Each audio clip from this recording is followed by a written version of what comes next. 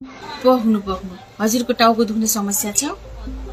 टाउको दुख्दा दुख्दै आहाको यो दुईटा भाग, आहाको यो दुईटा आहाको दाना दुख्ने समस्या छ। सबै टेस्ट गरियो केही पनि छैन, आहा चेकअप गरियो त्यो पनि छैन।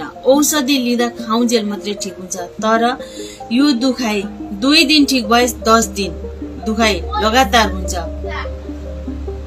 औषधि लिँदा पनि कुनै निको हुने लक्षण नै हुँदैन भने हजुरले यो सानो एउटा थेरापी गर्नुहोस्। औषधि खाएर निको पार्नु भन्दा पनि यो थेरापी गरेर निको पार्नुहोस्। कहिलेकाहीँ माइग्रेन पनि हुन सक्छ, त्यसलाई निको पार्नको लागि हजुरले यो दुईटा औँलाले ठ्याक्क यो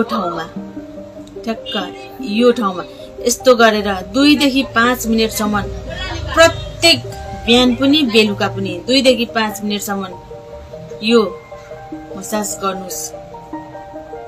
केही दिन भित्रै आहा धमिलो हुने, दुख्ने, टाउको दुख्ने यी सबै समस्या निको भएर जान्छ। कुनै औषधि लिइरहनु पर्दैन, गरेर हेर्नुहोस्।